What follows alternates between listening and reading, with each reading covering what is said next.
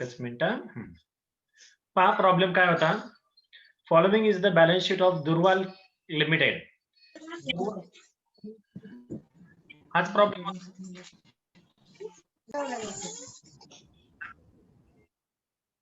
दुर्वा लिमिटेड बोलत जा म्हणजे मला कळेल. मुंबई ॲज ऑन 31 मार्च 2020, 31 मार्च 2020 चा बॅलन्स शीट दिलेला आहे.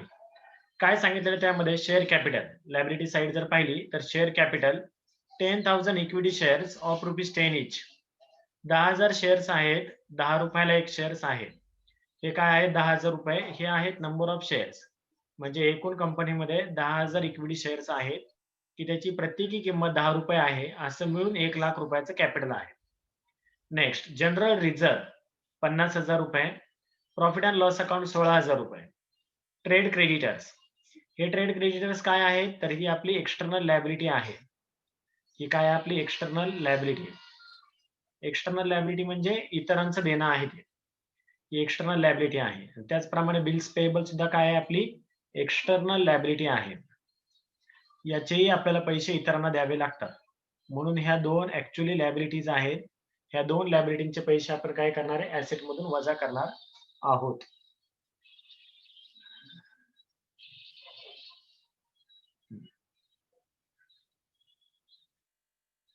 ही एक 45,000ची आणि 15,000ची अशी. ऍसेट साइडला पाहू. फ्री होल्ड प्रिमाइसेस दिलेले आहेत 50,000. Machinery, furniture, stock, book debts. Book डेफ्ट्सलाच दुसरं एक नाव आहे ते म्हणजे डेटर्स. बुक डेफ्ट्सलाच काय म्हटलं जातं तर डेटर्स म्हटलं जातं. म्हणजे बुक डेफ्ट, सन्ड्री डेटर्स किंवा डेटर्स हे सगळी काय नाव एकच आहे. डेटरचं नाव काय आहे तर बुक डेफ्ट सुद्धा म्हटलं जातं डेटर्सला. बँक बॅलन्स, बँक बॅलन्स एक दिलेला आहे 26,000. आणि नवीन आलेला आयटम आहे तो म्हणजे फॉर्मेशन एक्सपेन्सेस. फॉर्मेशन एक्सपेन्सेस म्हणजे कंपनी स्थापने वेळेस केला जाणारा खर्च. आता हा ऍक्च्युअली खर्च आहे. It is a not asset. He asset नाही. म्हणून ह्या बाकीच्या सगळ्या ऍसेट इथपासून ते पार इथपर्यंत रिअलाइज होतील. पण हे जे आहे फॉर्मेशन एक्सपेन्सेस हा रिअलाइज होणार नाही. हा रिअलाइजेबल होणार नाही. कारण का ती ऍसेट नाहीये तो एक्सपेन्सेस आहे. म्हणून ही विकून काहीही प्रकारचा पैसे आपल्याला मिळणार नाहीत. खाली एक नंबरला ऍडजस्टमेंट काय सांगितली पाहू. The additional information as on 31 March 2020 made available to you which is as follows. 31 March 2020 ची इन्फॉर्मेशन खालील प्रमाणे आहे. त्यामध्ये काय सांगितलेले पहा. एक नंबरला assets were valued as follows. Asset valued झालेल्या आहेत. सगळ्यात पहिल्यांदा त्यांनी दिलेले गुडविल जी इथलच्या लिस्ट मध्ये नव्हती. कालच्या प्रॉब्लेम मध्ये गुडविल होतं आणि खालीही दिलेलं होतं. आजच्या प्रॉब्लेम मध्ये गुडविल हे फक्त ऍडजस्टमेंट मध्ये दिलेलं आहे. प्रॉब्लेम मध्ये बॅलन्स शीटला गुडविल नाहीये. काय करायचं तर ती घ्यायचं. आपण ज्यावेळेस ऍसेट रिअलाइज म्हणतो त्यावेळेस ते घ्यायचं आणि ते घेऊन आपण नेट ऍसेट काढणार. नेक्स्ट फ्री होल्ड प्रिमाइसेसची नवीन व्हॅल्यू घ्यायची 1,30,000, मशिनरीची 72,000, फर्निचरची 24,000, स्टॉकची 25,000 आणि डेटरची घेणार आपण ती म्हणजे 39,000. म्हणून free hold premises, machinery, furniture, stock आणि डेटर्स म्हणजेच बुक डेट्स यांच्या व्हॅल्यू इथलच्या न घेता कुठल्या घेणार आपण ऍडजस्टमेंट मधल्या घेणार आणि बँकेची व्हॅल्यू जी बॅलन्स शीटला दिलेली आहे तीच घेणार. काल मी याच्याबद्दल सांगितलं होतं. बँकेचा आणि कॅशचा बॅलन्स कधीच ऍडजस्टमेंट मध्ये दिलेला नसतो. तो कुठे असतो तर तो बॅलन्स शीटलाच असतो. दोन नंबरला बघा काय सांगितलेलं आहे. The net profit for last 3 years wear as follows. मागील 3 वर्षाचा नेट प्रॉफिट दिलेला आहे. 17-18चा 45,000, 18-19चा 49,000 आणि 19-20चा 50,000. याच्यावरून आपण काय काढणार तर ऍव्हरेज प्रॉफिट काढणार. यील्ड व्हॅल्यू काढत असताना आपल्याला तो गरजेचा असतो. ही झाली दुसरी ऍडजस्टमेंट. तिसऱ्या ऍडजस्टमेंट मध्ये काय सांगितलेले पहा. It is the practice of company to transfer 1/4 of profit to reserve fund. कालच्या प्रॉब्लेम मध्ये त्यांनी सांगितलं होतं 20%. आजच्या प्रॉब्लेम मध्ये सांगितलेलं आहे 1/4. 1/4 म्हणजेच 1/4. 1/4 एवढा प्रॉफिट जेवढा येईल ऍव्हरेज प्रॉफिट त्यापैकी काय ट्रान्सफर करायचं आहे, रिझर्व्हला ट्रान्सफर करायचं आहे 1/4. यील्ड व्हॅल्यू काढत असताना हा आपल्याला गरजेचा असतो. आपण बघू सॉल्व्ह करत असताना. 4 नंबरची ऍडजस्टमेंट शेवटची. The fair yield in respect of equity shares of similar type of companies is ascertained at 10%. Same अशाच प्रकारच्या इतर कंपन्या इक्विटी शेअर्स वरती रिटर्न्स देतात, अर्निंग देतात, ते म्हणजे 10%. याला आपण काय म्हणतो, normal rate of return, NRR, normal rate of return. काय सांगतोय समजतंय ना सगळ्यांना?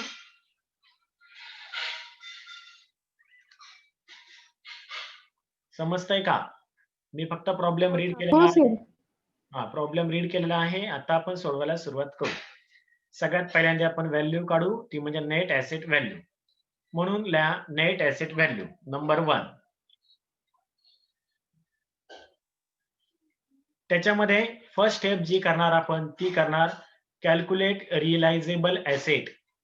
कोणती स्टेप करणार? Calculate realisable asset. Realisable asset काढणार.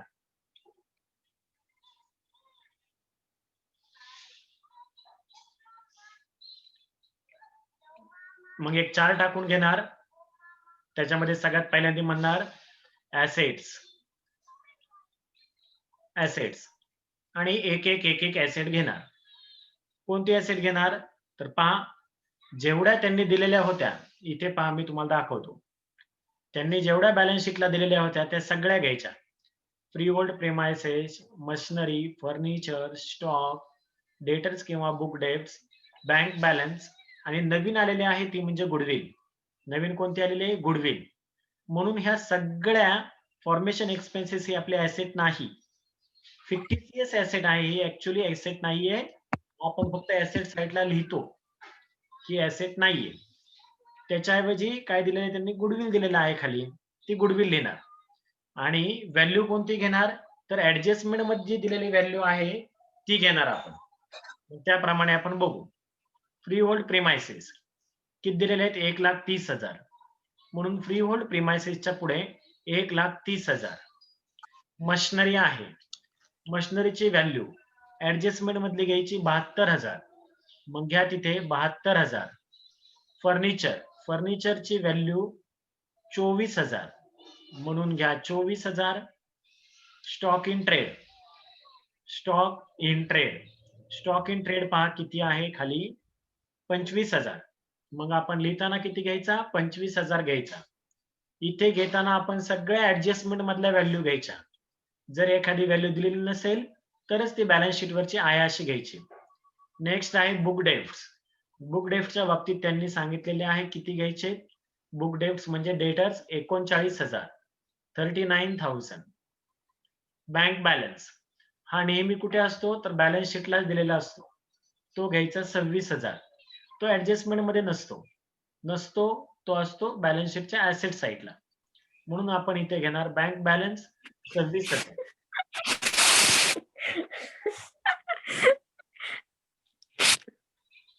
म्हणजे मला वाटलं दुसरं ही, मला हे ऑप्शन नव्हतं माहिती. मला वाटलं आधीच काहीतरी नेट वरून करायला करून महिला करायचं. झालं का सगळं? चालू आहे लेक्चर. पार्टिसिपंट आता व्हायला लागले. हो, लेक्चर चालू आहे. तुझा आवाज सुद्धा येतोय, तू म्यूट कर.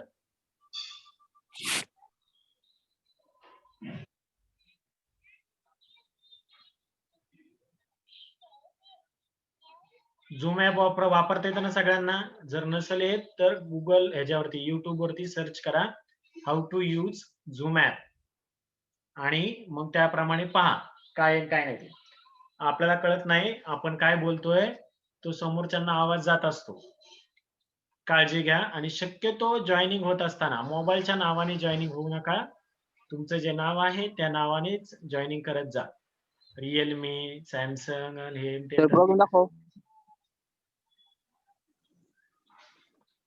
काय अडचण आहे का? बघायचंय. काय बघायचंय? प्रॉब्लेम दाखवतोय की मी आधी सूचना या सांगत देतो होतो की जर तुम्हाला जर झूम ॲप वापरता येत नसेल तर ते एकदा वापरून घ्या. तुमचा आवाज हा इतरांना येतो. तेव्हा जेव्हा गरज असेल तेव्हाच लेक्चरचं म्यूट काढा आणि प्रश्न विचारा. मी तुम्हाला प्रॉब्लेम सगळ्यांना नीट व्यवस्थित समजेल असं सांगणार आहे. आपण इथपर्यंत आलो होतो बँक बॅलन्स पर्यंत. बँक बॅलन्सची अमाउंट ही 26,000 कुठून घेतली तर ती पहा. बँक बॅलन्सची अमाउंट इथं आपल्याला बॅलन्स शीटला दिलेली होती 26,000. ती खाली ऍडजस्टमेंट मध्ये दिलेली नव्हती. Cash in hand, bank balance यांच्या अमाउंट तुम्हाला खाली ऍडजस्टमेंट मध्ये दिलेल्या नसतात. त्या कुठे असतात तर बॅलन्स शीटला असतात. त्यामुळे तिथली अमाउंट घ्यायची असते. म्हणून बँक बॅलन्सची अमाउंट आपण कुठली घेतली? इथली घेतली. ती किती आहे? 26,000. म्हणून आपण तिथं काय घेतलंय? Bank balance 26,000. आणि एक नव्याने ऍसेट दिलेली आहे ती म्हणजे गुडविल. इथे पहा, आधी बॅलन्स शीट मध्ये कुठेही गुडविल नव्हतं. ते कुठे दिलेलं आहे? तर इथे ऍडजस्टमेंट मध्ये दिलेलं आहे. 1 नंबरला सांगितलेलं आहे गुडविल 44,000, 44,000. म्हणून आपण गुडविल किती घेणार? 44,000 घेणार. समजलं का?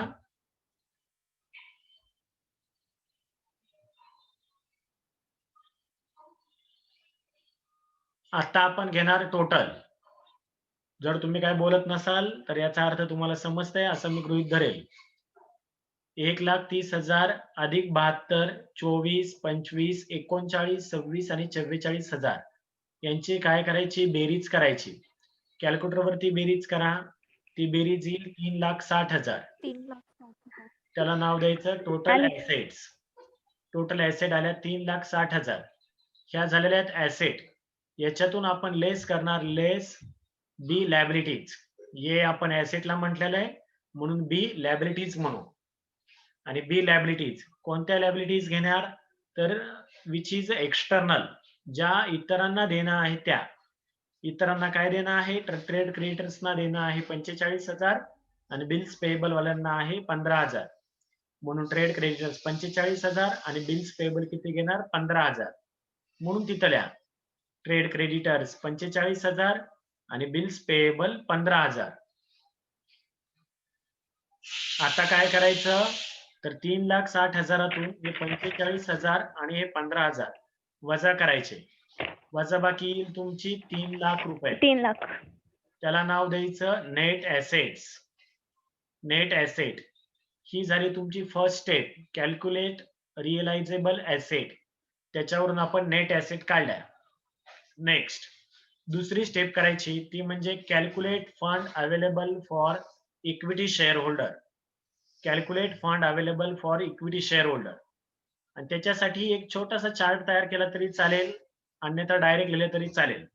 कसं लिहायचं? तर म्हणायचं टोटल नेट ऍसेट्स 3,00,000 रुपये लेस लेस प्रेफरन्स शेअर कॅपिटल. लेस प्रेफरन्स शेअर कॅपिटल. आणि प्रेफरन्स शेअर कॅपिटल या प्रॉब्लेम मध्ये दिलेले नाहीत म्हणून आपण तिथे डॅश देणार. डॅश द्या, नील म्हणा, 0 लिहिले तरी चालेल. 3,00,000तून काहीच गेलं नाही म्हणजे राहतील आयाशे 3,00,000. त्याला आपण नाव देणार fund available to equity shareholders. Fund available to equity shareholders किती आला? तो 3,00,000 रुपये. ही झाली आपली दुसरी स्टेप. आता डायरेक्ट जर किमती टाकल्या तर ते येतील. आत्ताच आपण काढलं fund available for equity share holder 3,00,000 आणि नंबर ऑफ इक्विटी शेअर्स होते बॅलन्स शीटला तुम्ही पहा 10,000. 3,00,000 भागिले 10,000 केलं की शेअरची व्हॅल्यू येईल रुपये 30. 30 रुपये तुमची शेअरची व्हॅल्यू येईल. सगळ्यांना प्रॉब्लेम व्यवस्थित समजलेला आहे का? नेट ऍसेट व्हॅल्यूनी कशी शेअरची व्हॅल्यू 30 रुपये आली. फर्स्ट स्टेप काय आपली पहिली स्टेप? तर first step is calculate average profit. To calculate average profit. Average profit कसा काढायचा? तर पहा इथे 3 वर्षाचा प्रॉफिट दिलेला आहे. Total profit divided by number of years करायचे. त्याचा फॉर्म्युलाच तो आहे. म्हणून म्हणायचं average profit is equal to total profit divided by number of years. Total profit भागिले नंबर ऑफ इयर्स जर केलं तर ते येईल तुमचे प्रॉफिट जेवढा येईल त्याला भागिले 3 करायचं. ऍव्हरेज प्रॉफिट येईल तुमचा 48,000. ऍव्हरेज प्रॉफिट येईल भागाकार केल्यानंतर 48,000 48,000. आता 2 नंबरची स्टेप आहे ती म्हणजे कॅल्क्युलेट ऑफ मेंटेनेबल प्रॉफिट. आणि how it is to be calculate? Average profit घ्यायचा आणि त्याच्यामधून ट्रान्सफर किती रक्कम केलेली ती काढायची. म्हणून एक चार्ट तयार करून घ्या. त्यामध्ये खाली म्हणा ऍव्हरेज प्रॉफिट 48,000 48,000 आणि प्रॉब्लेम मध्ये बघूयात आपण काय सांगितलेलं आहे. 3 नंबरचे ऍडजस्टमेंट काय सांगते पहा. It is the practice of company to transfer 1/4 of profit to reserve fund. 1/4 म्हणजे 1/4. 1/4 प्रॉफिट मधनं जनरल रिझर्व्ह किंवा रिझर्व्ह फंडला रक्कम ट्रान्सफर करायला सांगितलेली आहे. म्हणून 48,000तून आपण म्हणणार less 1/4 transfer to general reserve किंवा रिझर्व्ह फंड. दोघांची नावं एकच आहे. 48,000 भागिले 4 करायचं 12,000. 48,000तून हे 12,000 वजा करायचे. किती राहतील? 36,000. आणि त्याला नाव द्यायचं मेंटेनेबल प्रॉफिट. त्याला नाव द्यायचं मेंटेनेबल प्रॉफिट. ही झाली आपली दुसरी स्टेप. आता आपण तिसरी स्टेप करू. Calculate capitalise value. Capitalise value कशी काढायची? तर त्यासाठी फॉर्म्युला आहे capitalise value is equal to maintainable profit divided by NRR into 100. Maintainable प्रॉफिटला नॉर्मल रेट ऑफ रिटर्नने भागायचं आणि त्याला गुणायचं 100ने. मेंटेनेबल प्रॉफिट आत्ताच आपला आलेला आहे तो म्हणजे 36,000. 36,000 NRR किती आहे? तर तो प्रॉब्लेम मध्ये दिलेला असतो. सगळ्यात शेवटी सांगितलेले पहा the fair yield in respect of equity shares of similar type of companies is ascertain at 10%. त्यालाच आपण नॉर्मल रेट ऑफ रिटर्न म्हणतो. 10% आहे तो. म्हणून आपण तिथे 10 घेणार. किमती टाकूया फॉर्म्युल्यामध्ये 36,000 भागिले 10 गुणिले 100. आणि जर हे कॅल्क्युलेट केलं तर आपली कॅपिटलाइज व्हॅल्यू येईल 3,60,000. किती येते ती? 3,60,000. प्रत्येकाने करायचं, ऐकून बघून लिहायचं नाही. आणि आपला हा अकाउंटचं लेक्चर आहे तेव्हा पिक्चर बघितल्यासारखं दिसतं, बघत नाही बसायचं, वहीमध्ये हे लिहायचं. नंबर 4 शेवटची step value of shares under yield basis method. आणि याचा फॉर्म्युला आहे value of each shares is equal to capitalize value divided by number of equity shares. Capitalize value आत्ताच आपण तिसऱ्या स्टेप मध्ये काढली, ती आली होती 3,60,000. त्याला भागिले नंबर ऑफ इक्विटी शेअर्स करायचे. नंबर ऑफ इक्विटी शेअर्स किती आहेत? तर इथे सांगितलेले होते त्यांनी 10,000. प्रॉब्लेम मध्ये बघा ते कुठे असतात. बॅलन्स शीटच्या लायबिलिटी साइडला शेअर कॅपिटल मध्ये खाली सांगितलेलं आहे 10,000 इक्विटी शेअर्स ऑफ ₹10 इच. म्हणजे ती रक्कम किती आहे? 10,000 रुपये आहे. 10,000 आहेत नंबर ऑफ शेअर्स. म्हणून आपण तिथे किती घेणार? 3,60,000 भागिले 10,000. 3,60,000 भागिले 10,000 जर केलं तर शेअरची व्हॅल्यू येईल ती म्हणजे 36 रुपये. ही झाली यील्ड बेसिसने व्हॅल्यू. सगळ्यांना यील्ड बेसिसने काढलेली व्हॅल्यू समजलेली आहे का?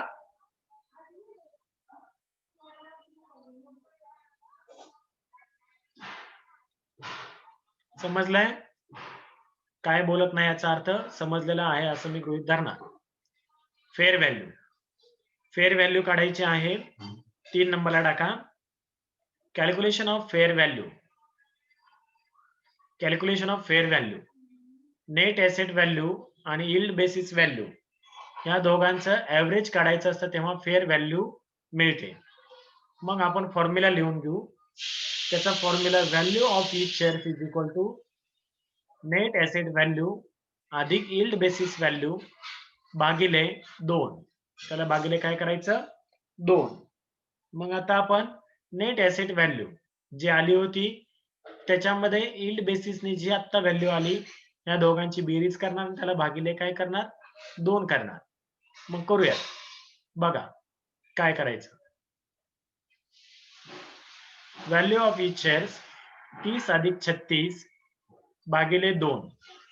भागिले 2 करणार. 30 आणि 36 66 होतात. त्याला भागिले 2 जर केलं तर येतील आपले 33. म्हणजेच आपली यील्ड आणि नेट ॲसेटची ऍव्हरेज किती येते? तर 33 रुपये येते. सगळ्यांना प्रॉब्लेम समजलेला आहे का? शेअरिंग स्टॉप करू का मी?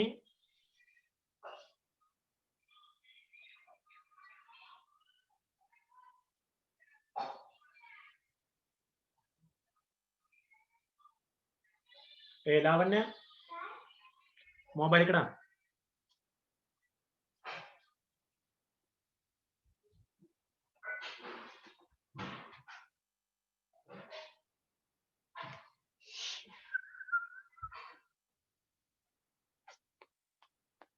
काय झालं?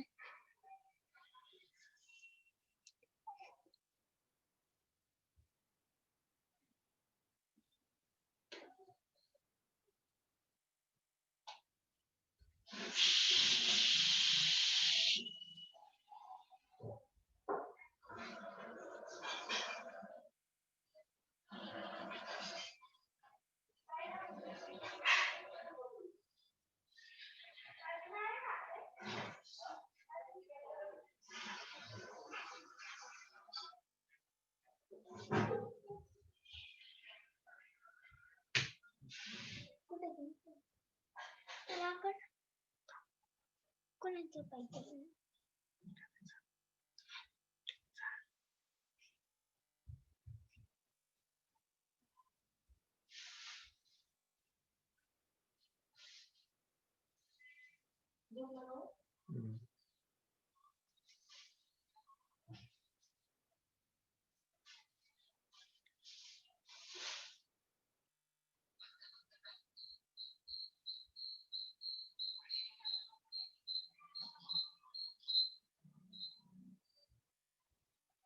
सांगितलेलं समजलंय का? हो. ओके. माझ्याकडनं इथनं काय चालत नाहीये. मी त्याला उत्तर तुम्हाला पाठवतो. सगळ्यांना समजलं असेल असं गृहीत धरतो.